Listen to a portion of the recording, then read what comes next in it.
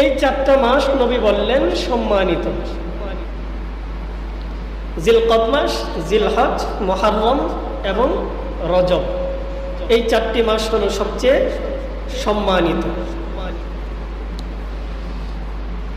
এই সম্মানিত 4 মাসের মধ্যে আবার সবচেয়ে সম্মানিত হচ্ছে জিলহজ মাস। সবচেয়ে সম্মানিত কোন মাস? জিলহজ মাস, যেটা এই যে কয়েকদিন পরেই আসতেছে।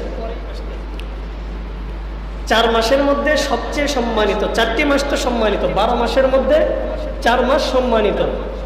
আবার এই 4 মাসের মধ্যে সবচেয়ে সম্মানিত হচ্ছে জিলহজ মাস। কোন মাস? জিলহজ মাস।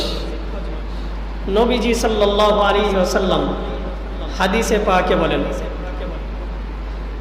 قال رسول الله صلى الله عليه وسلم ألا إن أحرم الأيام يومكم هذا। আল্লাহ নবী বলেন, হে আমার সাহাবায়ে কেরামের দল, জেনে রাখো, শুনে রাখো, ইন্না আহরামাল আইয়াম ইয়াউমুকুম হাযা, নিশ্চয় দিনগুলোর মধ্যে সবচেয়ে সম্মানিত দিন হলো আজকের এই দিন। এই ভাষণটা নবীজি যেই দিন দিলেন, নবীজি যেই দিন এই বক্তব্য পেশ করেছিলেন, ওই দিনটা ছিল আরাফার দিন। কিসের দিন? আরাফার দিন।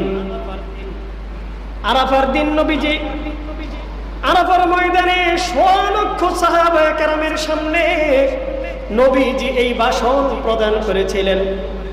সাহাবায়ে কেরামের সামনে নবীজি বিশাল একটা বক্তব্য পেশ করেছিলেন, যেই বক্তব্যকে আমরা বলে থাকি, যেই বক্তব্য নবীজির বিদায়ী ভাষণ ছিল, আমরা যেটাকে বিদায়ী ভাষণ বলে অভিহিত করি, এই ভাষণ